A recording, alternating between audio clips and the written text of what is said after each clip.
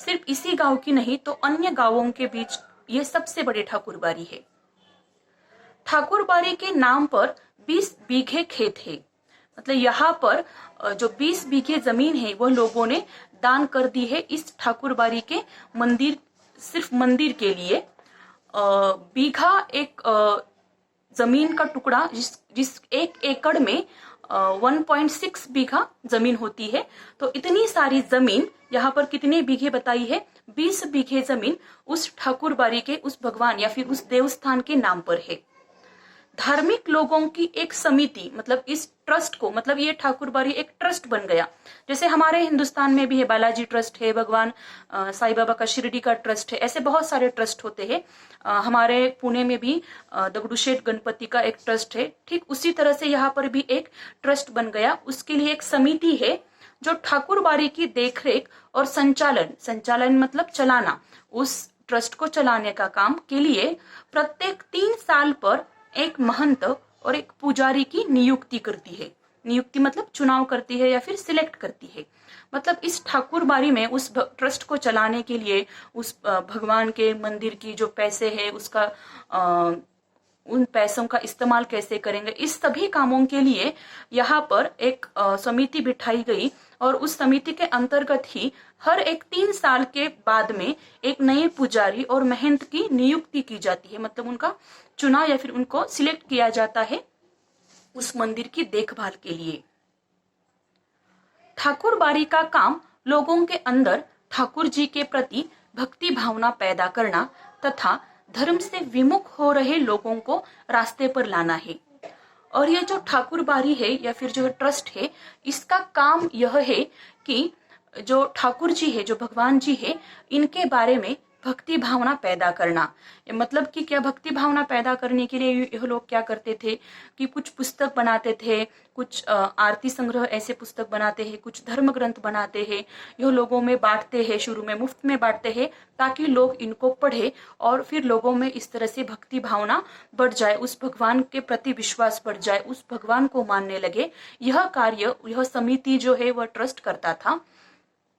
और धर्म से विमुख हो रहे मतलब निराश हो रहे, जो लोग धर्म को नहीं मानते हैं, भगवान को नहीं मानते हैं, ऐसे लोगों को इस रास्ते पर, मतलब भगवान के रास्ते पर, भक्ति मार्ग पर लाने का कार्य यह समिति करती थी। दरअसल हमारे भारत में भी यही अभी चल रहा है कि जो भगवान के मंदिर के ट्रस्ट होते हैं वह भी यही कार्य करते हैं। सोशल मीडिया का इस्तेमाल भी इन्हीं कामों के लिए होता है। ये जो ट्रस्ट करते हैं, मतलब उनके ग्रुप होते हैं, फेसबुक पर ग्रुप्स होते हैं, उन पर वो भगवान के फोटोज डालते हैं या फिर उस भगवान के चमत्कार या फिर उनके बारे में ऐसे किस्से कहानियां भी उस ग्रुप पर डाली जाती है, जिससे लोगों में उस भगवान पर विश्वास पैदा हो, लोग वहां पर आ सके, उनके दर्शन पा सके, ऐसा उनका उद्देश्य होता है। ठीक इसी तरह से ठाकुरबाड़ी की जो समिति बिठाई गई थी उसका भी उद्देश्य था। ठाकुरबाड़ी में भजन कीर्तन की आवाज बराबर गूंजती रहती है। गांव जब भी बाढ़ या सूखे की चपेट में आता है, ठाकुरबाड़ी के अहाते में तंबू लग जाता है। लोग और ठाकुरबाड़ी के साधु संत अखंड हरि कीर्तन शुरू कर देते हैं। मतलब लोग इस ठाकुरबाड़ी को, इस भगवान को इतना मानते हैं कि हमेशा भजन कीर्तन चलता ही रहता है, हमेशा भजन कीर्तन की आवाज गूंजती ही रहती है। और गांव में जब मुसीबत आती है, मुसीबत मतलब नैसर्गिक जो संकट आता है, जैसे कि अभी हमारे ऊपर है कोरोना का संकट है, या फिर अभी जो बहुत सारे ऐसे संकट आते हैं, बाढ़ आती है, कोल्हापुर में अभी लास्ट ईयर बाढ़ आई थी, ठीक उसी प्रकार से संकट, या फिर सूखा भी कभी कभी पड़ जाता है। हमारे महाराष्ट्र में, विदर्भ में हमेशा सूखा ही होता है। तो ऐसे जब चपेट में गांव आता है तब ये लोग क्या करते थे, ठाकुरबाड़ी के अहाते में, अहाता मतलब आंगन या फिर उस मंदिर का जो परिसर है वहां पर तंबू लगाकर, मतलब जो टेंट होता है, टेम्पररी जो रहने का जो घर होता है, टेंट या फिर तंबू कहते हैं हम उसको, वो लगाते हैं। और लोग ठाकुरबाड़ी के साधु संत अखंड हरि कीर्तन शुरू कर देते हैं। अखंड मतलब कंटिन्यूअसली, बीच में कुछ भी खंड नहीं आता है, 24 घंटे यह भजन कीर्तन चालू ही रहता है।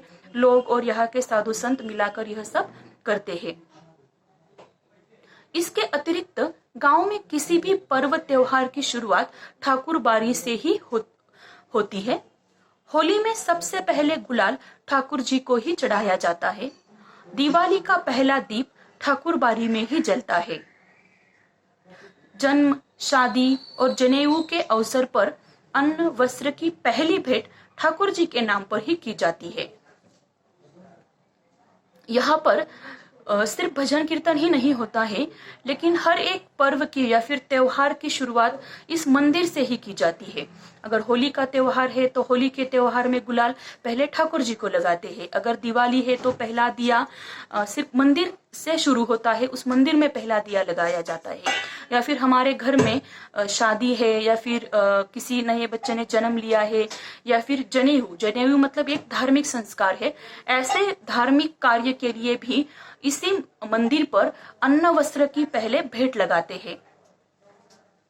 ठाकुर बाड़ी के ब्राह्मण साधु व्रत कथाओं के दिन घर घर घूमकर कथा वाचन करते हैं।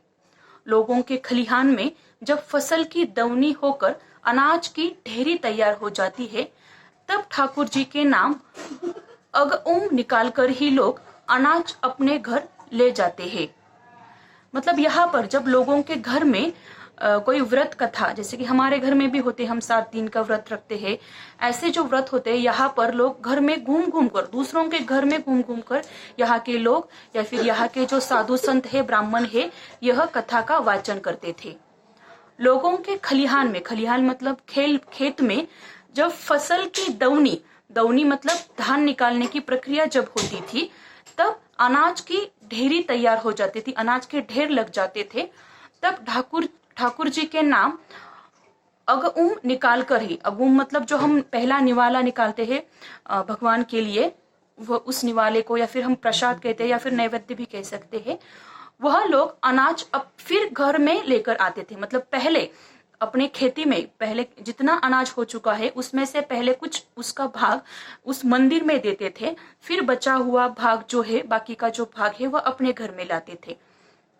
मतलब कुछ पहले भगवान को वो चढ़ाते थे उस ठाकुर जी के मंदिर में। ठाकुर बाड़ी के साथ अधिकांश लोगों का संबंध बहुत ही घनिष्ठ है। घनिष्ठ मतलब गहरा है संबंध, मन और तन दोनों स्तर पर। मन से भी संबंध था और तन मतलब शरीर से भी इनका भगवान के साथ संबंध था। मतलब अब भगवान के यहाँ जाते थे, भगवान की पूजा पाठ वो लोग करते थे। कृषि कार्य से, कृषि मतलब खेती, कृषि कार्य से अपना बचा हुआ समय वे ठाकुर बाड़ी में ही बिताते थे। मतलब यह जो लोग थे काफी उस ठाकुर जी के मंदिर में रहने लगे थे। पहले उनका काम था अपनी खेती करना या फिर खेती से जुड़े कार्य करना, कृषि से संबंधित, खेती से संबंधित वो कार्य करते थे। और बचा हुआ जो उनका समय था, उस समय वह ठाकुर बाड़ी में वह सारा समय बिताते थे। वहां पर भजन करते थे, कीर्तन करते थे, पूजा करते थे। इस तरह से वो अपना ठाकुर बाड़ी में समय बिताते थे। ठाकुर बाड़ी में साधु संतों का प्रवचन सुन और ठाकुर जी का दर्शन कर वे अपना यह जीवन सार्थक मानने लगते थे।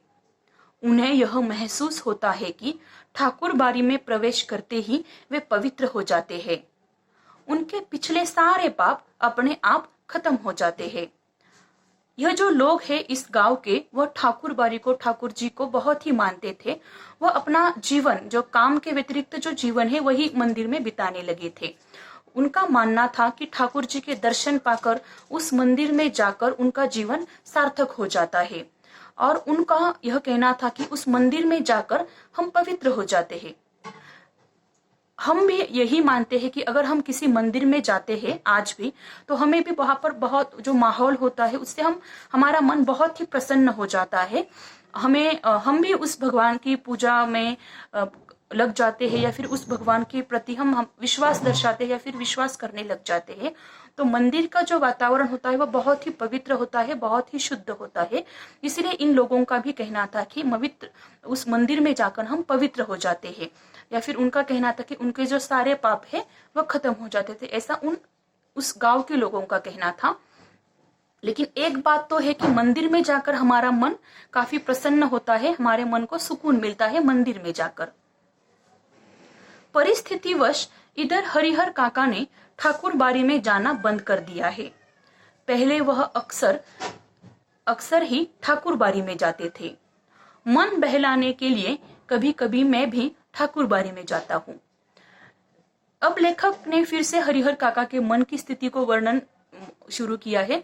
वह कहते हैं कि ये जो हरिहर काका है, पहले तो मंदिर में जाते थे इस ठाकुरबाड़ी में, लेकिन अब उन्होंने जाना बंद कर दिया है परिस्थितिवश, मतलब उनके मन की अवस्था अब ठीक नहीं है। लेखक भी कभी कभी मंदिर में जाते थे, मन बहलाने के लिए कभी कभी लेखक भी ठाकुरबाड़ी में जाते हैं, लेकिन वहां के साधु संत मुझे फूटी आंखों नहीं सुहाते। मतलब जो लेखक है उनको वो जो साधु संत है मंदिर के, वो फूटी आंख नहीं सुहाते। ये मुहावरा है, फूटी आंख नहीं सुहाना, मतलब अच्छा न लगना।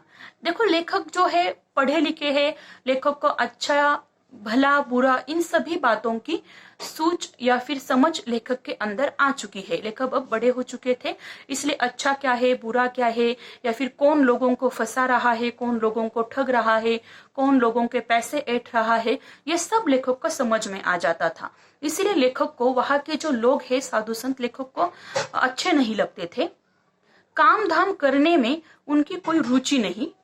ठाकुर जी को भोग लगाने के नाम पर दोनों जून हलवा पूरी खाते हैं और आराम से पड़े रहते हैं। यहाँ पर लेखक का ऐसा मानना है कि जो मंदिर के जो पुजारी होते हैं, या फिर इस मंदिर के ठाकुर जी के मंदिर के जो पुजारी थे, वो काम धाम तो कुछ करते नहीं थे, सिर्फ भगवान के नाम पर दोनों जून मतलब दोनों वक्त सुबह और शाम सिर्फ हलवा पूड़ी मतलब अच्छे अच्छे पकवान खाते थे और आराम से पड़े रहते थे। दरअसल ये अवस्था हमारे भारत में भी है। हम भी देखते हैं, किसी मंदिर में वगैरह जाते हैं तो हम देखते हैं कि बहुत सारे लोग वहां पर दान करते हैं, धर्म करते हैं, प्रसाद चढ़ाते हैं, नैवेद्य देते हैं। तो यह सब सारा जो दान धर्म होता है, दान धर्म के पैसे तो उन पुजारियों को नहीं मिलते हैं, लेकिन जो नैवेद्य होता है, जो प्रसाद होता है, वो उन पुजारी लोगों को मिल जाता है। तो ऐसा लेखक का भी कहना है कि यह जो पुजारी लोग हैं वह सुबह शाम हलवा पूरी खाते हैं और आराम से पड़े रहते हैं। भगवान की पूजा, वहां की देखभाल तो वो करते हैं। उन्हें अगर कुछ आता है तो सिर्फ बात बनाना आता है। ऐसा लेखक का मानना है कि वो जो मंदिर के जो पुजारी थे ठाकुरबाड़ी के, वो सिर्फ बात बनाने का काम करते थे। मतलब कि लोगों को भक्ति मार्ग पर लेकर आना कि तुम मन्नत मांगो, लेकिन तुम्हारी सब मन्नत पूरी हो जाएगी, फिर तुम मन्नत पूरी करने जरूर आना, कुछ दान धर्म दे देना। इस बहाने से क्या होता था, जो पुजारी है इनका भी अच्छा खासा घर चल जाता था, उनको भी कुछ प्रसाद के रूप में कुछ खाने को अच्छी अच्छी चीजें मिल जाती थी, या फिर कुछ अनाज, या फिर कुछ फल फूल, या फिर दूध वगैरह, ये सारी चीजें उनको मुफ्त में ही मिल जाती थी। इसलिए वो लोगों को बातें बनाने का काम जरूर वो अच्छे से कर लेते थे। हरिहर काका 4 भाई हैं, सबकी शादी हो चुकी है। हरिहर काका के अलावा सबके बाल बच्चे हैं। बड़े और छोटे भाई के लड़के काफी सयाने हो गए हैं, 2 की शादियां हो गई है। उनमें से एक पढ़ लिख कर शहर के किसी दफ्तर में क्लर्की करने लगा है। मतलब हरिहर काका जो है उनका बहुत ही भरा पूरा बहुत बड़ा परिवार है। ये कुल मिला के 4 भाई हैं और सबकी शादी हो चुकी है। और हरिहर काका के अलावा जो दूसरे उनके भाई थे, उन सभी के बाल बच्चे थे, मतलब सभी को बच्चे थे, लेकिन हरिहर काका के कोई बच्चे नहीं थे। और सभी के बच्चे मतलब उनके भाई के सभी के जो बच्चे हैं वो बड़े सयाने हो गए, मतलब बड़े हो गए हैं। और 2 की शादियां भी हो गई, 2 भतीजों की उनके। और उनमें से जो एक है वो बहुत अच्छा पढ़ा लिखा है और किसी शहर में जाकर क्लर्की मतलब क्लर्क बन चुका है, क्लर्क का काम वह करने लगा है। लेकिन हरिहर काका की अपनी देह से कोई औलाद नहीं है। देह मतलब शरीर, मतलब उनकी खुद की कुछ औलाद नहीं है हरिहर काका की। भाइयों में हरिहर काका का नंबर दूसरा है। औलाद के लिए उन्होंने 2 शादियां की, लंबे समय तक प्रतीक्षारत रहे, लेकिन बिना बच्चा जने उनकी दोनों पत्नियां स्वर्ग सिधार गई। यहाँ पर एक मुहावरा है, स्वर्ग सिधारना मतलब मर जाना। मतलब हरिहर काका को कुछ संतान नहीं हुई, पहले बेबी को कुछ संतान नहीं हुई, इसलिए उन्होंने दूसरी शादी कर दी, लेकिन दूसरी बीवी को भी कुछ संतान नहीं हुई, इसलिए वो प्रतीक्षारत रहे, मतलब बच्चों की प्रतीक्षा करते रहे, लेकिन उनके बाल बच्चे नहीं हुए और उनकी दोनों पत्नियों की मृत्यु भी हो गई। लोगों ने तीसरी शादी करने की सलाह दी, लेकिन अपनी गिरती हुई उम्र और धार्मिक संस्कारों की वजह से हरिहर काका ने इनकार कर दिया। मतलब यह जो कहानी है, इस कहानी को लिखे हुए बहुत साल हुए हैं। उस साल पहले जमाने में, बहुत सालों पहले हमारे भारत में या फिर आज भी हमारे भारत में गांव के जो ज्यादा पढ़े लिखे लोग नहीं है, वो जो लोग हैं उनकी यही अवस्था है कि अगर एक बीवी को बच्चा नहीं होता है तो वो दूसरी शादी कर लेते हैं, दूसरी बीवी को बच्चा नहीं होता था तो वो तीसरी शादी भी कर लेते थे पिछले जमाने में। आज भी कुछ प्रतिशत ऐसे हालात है, लेकिन इसका जो प्रमाण है यह कम हो चुका है, या फिर शहरों में तो न के बराबर है, लेकिन गाँवों में, कुछ गाँवों में ऐसा है कि अगर किसी पहली बीवी को बच्चा नहीं होता है तो वो लोग दूसरी शादी भी कर लेते हैं। इस तरह की सलाह गांव के लोगों ने हरिहर काका को भी दी थी, तीसरी शादी भी कर लो बच्चों के लिए, लेकिन हरिहर काका ने की उम्र हो चुकी थी इसलिए उन्होंने इनकार कर दिया। वह इत्मीनान और प्रेम से अपने भाइयों के परिवार के साथ रहने लगे। मतलब हरिहर काका जो है बड़े आराम से, इत्मीनान मतलब आराम से, अपने भाइयों के साथ रहने लगे थे। क्यों रहने लगे थे? क्योंकि उनको अपने भाइयों के ऊपर उनके जो बेटे हैं, उनकी पत्नी है, उनके ऊपर, अपने परिवार के ऊपर काफी विश्वास था। इसलिए उनको ये कभी जरूरत ही नहीं महसूस हुई कि अब मैं तीसरी शादी कर लूं और फिर मेरे खुद के बच्चे हो जाएंगे, फिर वो मुझे बुढ़ापे में संभालेंगे। ऐसे उनको जरूरत नहीं लगी, क्योंकि तब तक वो अपने भाइयों के परिवार पर बहुत विश्वास करते थे। उनको ऐसे लगता था कि मुझे बुढ़ापे में ये अच्छे से संभालेंगे, इसलिए उन्होंने तीसरी शादी करने की जरूरत नहीं समझी। दरअसल कई बार ऐसा ही होता है, हम रिश्तों में सामने वाले व्यक्ति पर, हमारे परिवार वाले हो या फिर बाहर वाले हो, उनके ऊपर बहुत ही विश्वास कर लेते हैं, लेकिन वही व्यक्ति हमारा विश्वास तोड़ देते हैं तो हमारे दिल को, हमारे मन को बहुत ही ठेस पहुंचती है। ठीक उसी प्रकार की ठेस हरिहर काका के दिल को भी पहुंची है। हरिहर काका के परिवार के पास कुल 60 बीघे खेत है। मैंने पहले ही बताया कि बीघा का जो प्रमाण है, मतलब 1 एकड़ में 1.6 बीघा जमीन होती है। मतलब ये काफी धन संपन्न है, इनके पास बहुत ही अच्छी खेती है। प्रत्येक भाई के हिस्से 15 बीघे पड़ेंगे। मतलब हरिहर काका के हिस्से में भी 15 बीघे जमीन आती है। कृषि कार्य पर ये लोग निर्भर है। मतलब इनका प्रमुख जो व्यवसाय है वह कृषि है। कृषि मतलब खेती करना, यह उनका प्रमुख कार्य है, इसी पर वह निर्भर है। निर्भर मतलब उस पर अवलंबित है, या फिर उस पर इंग्लिश में हम कहते हैं डिपेंड, उस पर वह डिपेंड है, निर्भर है। शायद इसीलिए अब तक संयुक्त परिवार के रूप में ही रहते आ रहे हैं। संयुक्त परिवार मतलब बहुत सारे लोग एक साथ रहना, इकट्ठा रहना, मतलब ज्वाइंट फैमिली में वो रह रहे थे। हरिहर काका के तीनों भाइयों ने अपनी पत्नियों को यह सीख दी थी कि हरिहर काका की अच्छी तरह सेवा करें, समय पर उन्हें नाश्ता खाना दे, किसी बात की तकलीफ न होने दे। हरिहर काका के जो तीनों भाई थे, उन्होंने उनकी पत्नियां और उनके बेटों को यह सीख दी थी कि हरिहर काका का अच्छे से ख्याल रखे। क्यों दी थी? क्योंकि स्वार्थ की वजह से दी थी। क्योंकि हरिहर काका के हिस्से में जो जमीन आती थी 15 बीघे, मतलब बहुत ही बड़ी जमीन थी, यह जमीन उनके हिस्से में आती थी। अब इनको ये तो पता था कि हरिहर काका के पत्नी नहीं है, कोई बाल बच्चे नहीं है, अगर हम इसको अच्छे से संभालेंगे तो उनके जो हिस्से की जमीन है वह सब इनको मिल जाएगी। इसलिए उन्होंने अपने पत्नी को और बच्चों को यह सीख दी थी कि उनकी उनको अच्छी तरह से नाश्ता खाना दे, उनको कुछ भी तकलीफ नहीं होनी चाहिए, इस बात का आपको ख्याल रखना है। यह भी उन्होंने उनकी पत्नी और बच्चों को सिखाया था। कुछ दिनों तक वे हरिहर काका की खोज खबर लेती रही। फिर उन्हें कौन पूछने वाला? ठहर चौका मतलब पोछा लगाना या फिर घर के जो दूसरे काम है, लगाकर पंखा झलते हुए अपने मर्दों को अच्छे अच्छे व्यंजन खिलाती। हरिहर काका के आगे तो बची खुची चीजें आती। कभी कभी तो हरिहर काका को रूखा सूखा खाकर ही संतोष करना पड़ता। मतलब जब हरिहर काका के भाइयों ने शुरू में उनकी पत्नियों में या फिर उनके बच्चों ने हरिहर काका का ख्याल रखना तो शुरू किया था, लेकिन बाद में कुछ समय के बाद यह जो हरिहर काका के भाइयों की जो पत्नियां है या फिर जो उनके बहुएं हैं, वो कुछ दिनों तक का ख्याल रखते रहे, लेकिन कुछ दिनों के बाद उनको कौन पूछने वाला था, उनको अब कोई भी पूछने वाला नहीं था। ठहर चौका लगाकर मतलब घर के पोछा वगैरह जो काम है वह लगाकर वह पंखे झलते, फिर उसके बाद वह अच्छे अच्छे पकवान बनाते तो थे, लेकिन सिर्फ अपने मर्दों के लिए। मर्द यहाँ पर उसका मतलब है अपने पतियों के लिए वह अच्छे अच्छे व्यंजन बनाती थी, व्यंजन मतलब पकवान बनाती थी और उनको खिलाती। लेकिन हरिहर काका के आगे तो जो भोजन मिलता वह सिर्फ बचा कुचा, जो घर में जो बच गया है भोजन, जो रोटी है या फिर चावल, ऐसा ही भोजन हरिहर काका को दिया जाता था। कभी कभी तो हरिहर काका को रूखी सूखी जो रोटी है इसी से संतोष करना पड़ता था। संतोष करना मतलब ये मुहावरा है, इसका मीनिंग है समाधान मान लेना। इस तरह से हरिहर काका का काम चल रहा था। उनके मन की अवस्था खराब होने के लिए जिम्मेदार उनके भाई, उनके भतीजे, भाइयों की जो पत्नी है, यह सब उनके लिए जिम्मेदार थे।